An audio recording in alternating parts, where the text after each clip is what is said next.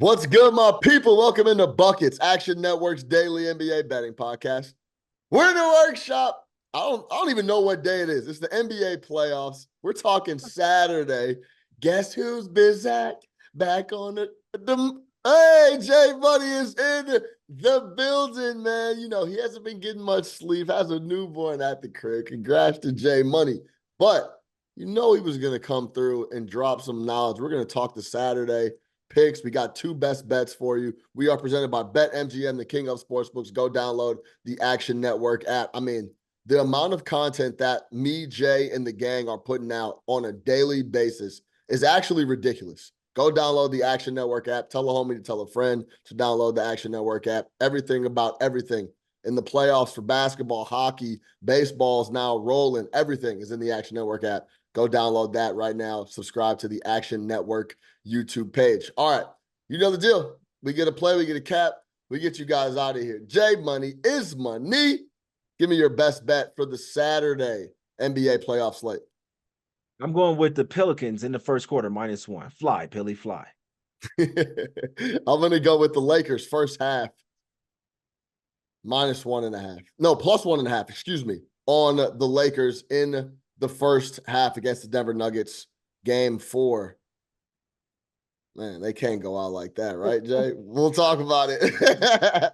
All right, let's jump right into it. Jay Money is money. Saturday slate. We got quite a few games. We're starting to really get in the thick of it in these playoffs. Everybody counted out Orlando. They bounced back and smacked those boys. People counted out Philly potentially. Feels to me they could win 2 in a row. So we're right in the thick of it. Let's talk about the New Orleans Pelicans because they showed up in game 1. Then Thunder settled in, throttled them in game 2. Why are you looking to the Pels here in the first quarter?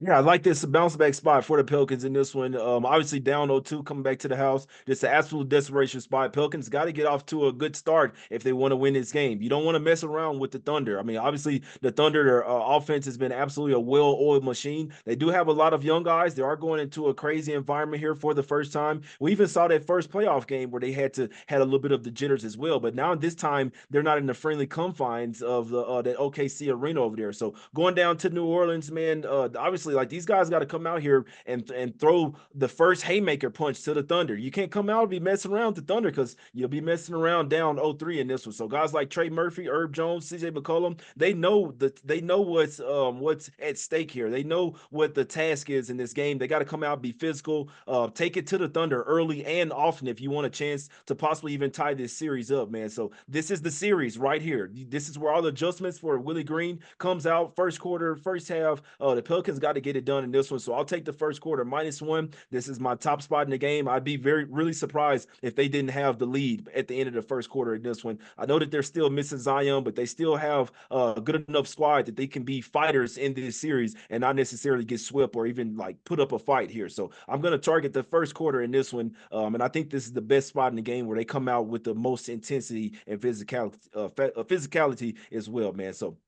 give me the Pelicans. Fly, Pilly, fly. I don't really know the sound that a pelican makes, but Yeah, me either, actually.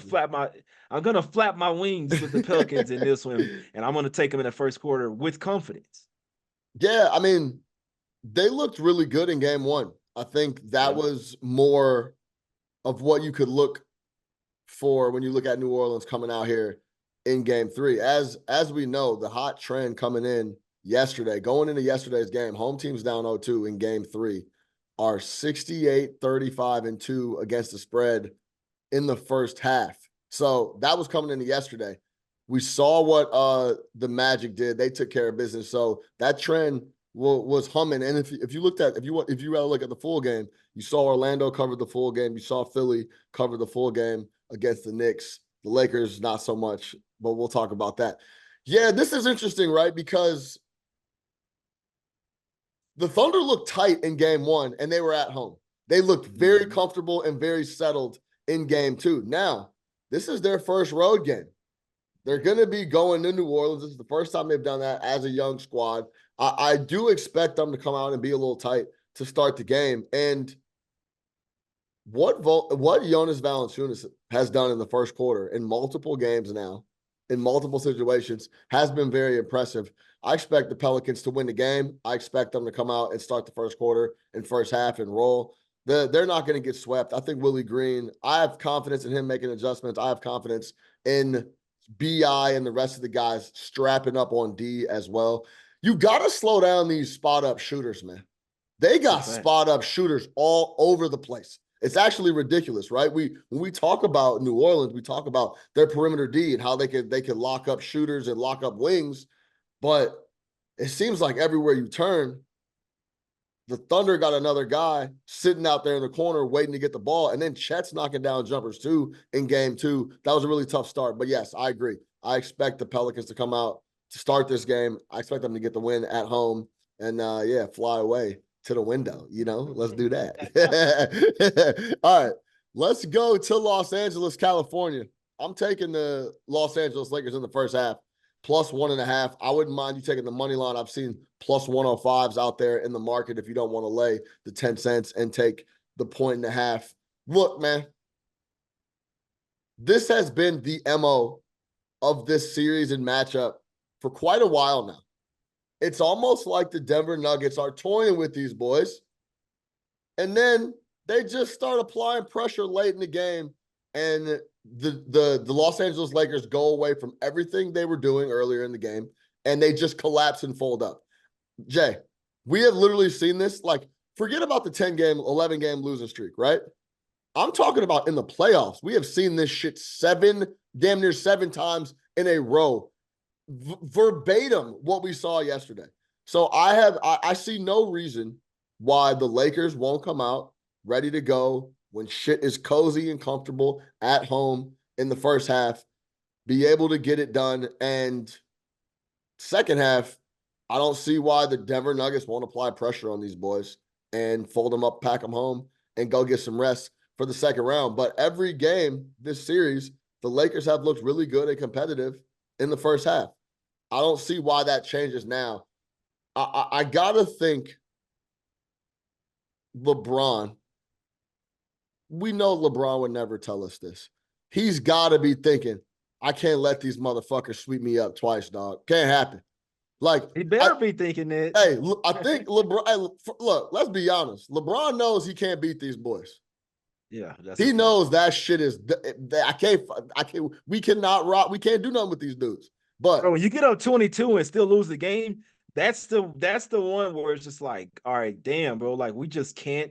We've all been at the gym or something, you know what I'm saying, going up against a team or something, you get this huge lead or something like that, or you know what I'm saying, or like you go up somebody continuously. I'm not gonna lie, it doesn't really happen to me a lot, but I'm saying when it was younger, in my younger days or something, you know what I'm saying, it might be a team where it's just like, bro, they're just, you know what I'm saying, they got our number, you know what I'm saying, they just got a number. So sometimes it happens.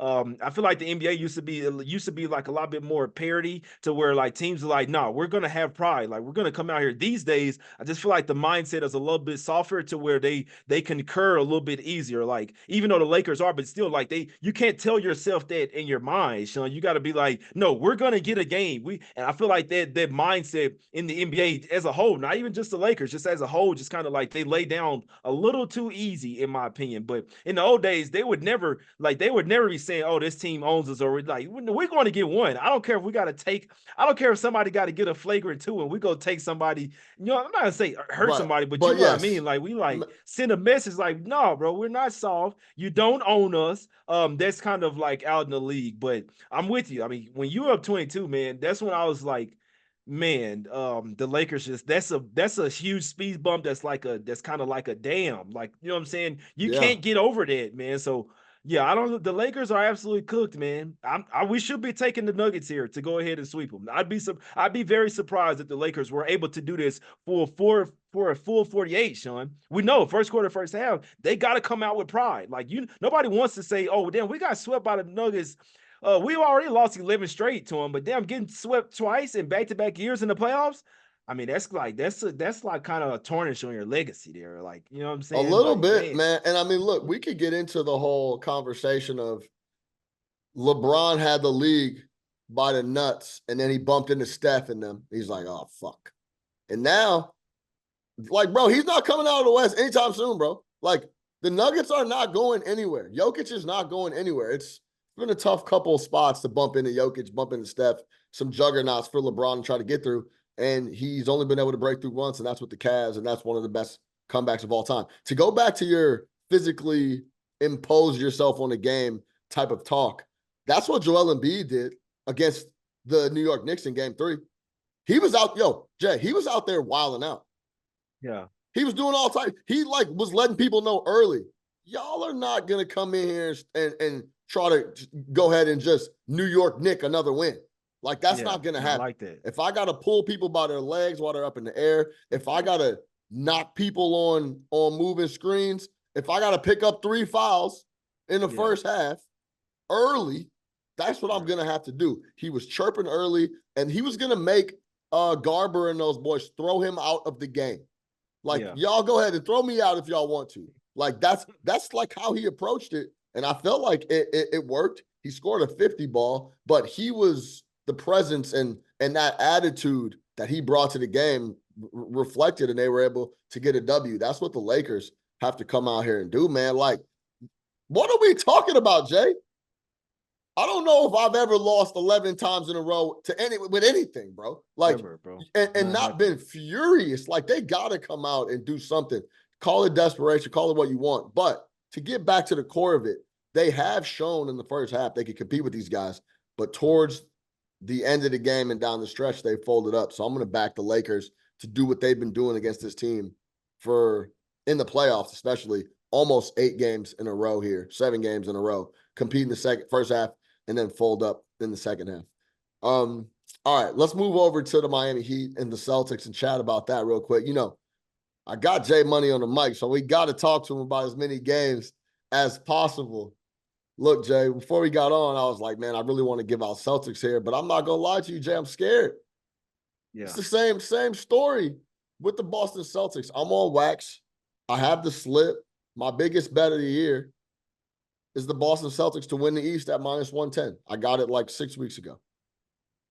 I'm not worried about it. I still think they win the East. But what the fuck is going on, man? Talk to me, Jay Money. What is it? Is it Spo? Is it elite just knockdown shooting in game 2? Are you worried about the Boston Celtics? And is this how do you feel about this number being 9.5? Well, the line did open up at 7.5, 8. So I think that's kind of why I gave you a little hesitation, because knowing like, oh, I could take 9.5 now, but I could have got a lot better number. But I mean, I like where the number's going. I do think the Celtics are going to bounce back.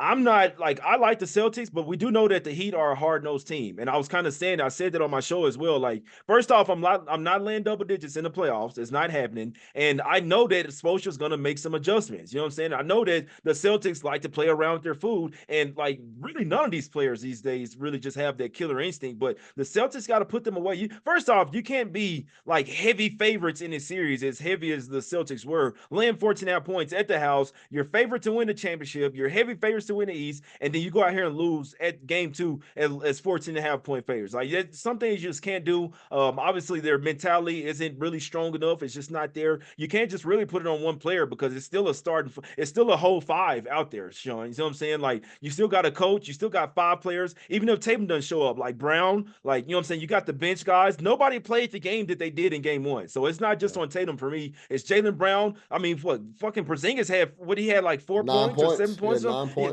Get the fuck out of here. He had 4 points late in the fourth quarter in that game. Like, I mean, we can't just put this on Tatum. This is the whole team. This is basketball, not boxing. There's 5 players out there. The whole team. It was an absolute no-show. They should bounce back here in game 3. Should they win by double digits? They should. You'll never see me, unless the Celtics lose this game outright, you'll never see me land double digits in a playoff game. That's just something that's like against my cardinal rule. It's just something I don't do. I don't feel comfortable with it. But Celtics should still win this series. I hope they know that it's time to stop fucking around now, because this is the Miami Heat, and if you get put out again versus the Heat, like, I mean, please don't. I want to say that too, Sean. Trust me, Yeah. I think the same thing, but it's like it's not like it's impossible. Let's just put it that way. And so, and what I think, this is what I mean by the thought process of these guys. Oh, they probably look at it like the Heat without Jimmy, without Terry Rozier. It's gonna be easy. No, bro, it's not gonna be easy. Go out there and play your game, smash them, sweep them, like make them look bad. Stop trying to. Why are they like letting up? That's what I don't understand about the NBA player. Like they let up, like oh, it's gonna be easy. No, where's the old times? Hey, man, I don't care who you got out there. We finna smoke you. You know what I'm saying? So I think that's kind of left from the NBA, man. I don't know. Zula's gonna have to do something. They say that he's been really good at hyping them up, getting them fired up all season. Well, they need to go out here and win both of these games in Miami and put these guys away in 5 games. Yeah, I agree. I mean, everything you said is dead on. I also lean. I do really. I understand. I'll be getting the worst of the number. I still think this is a double-digit win for the Boston Celtics. I don't. Hope I so, think bro. I think a lot of this Spo talk, wizardry talk, is a little ridiculous. I think the only thing Spo told them was, "Hey, man, shoot the fucking rock. You can if you got to look, fire. Like we need to try to keep up with these guys by sheer volume." And Yeah. they were just knocking everything down. And for whatever reason, Caleb Martin just elevates his game to an entirely different level when he plays the Boston Celtics. I don't understand. He's almost doubling up on all his numbers when he plays Boston. So it's a weird thing, but I think a little bit of the narrative is being overblown that Spo went in the lab and cooked up a crazy. No, bro, they shot the leather off the pill and they won the game. Let's move on to game 3. I think the Celtics come out with just pure too much talent, too many actual big dogs, and carry them to a double-digit win in Miami. Honestly, I would if this is like a close win, I'm starting to get real nervous about Boston, if I'm being honest. Like they should bust these dudes' ass in game 3. You want to talk about people showing dog and showing physicality and fight. Man, I would love to see that from number 0 at some point in time, talking about the Miami Heat. Man, it's crazy, man. All right, let's get out of here, man. For J Money is Money, I am your host, Sean Little. To recap, J Money is Money is on the Pelicans first quarter -1. I am on the Lakers first half +1.5.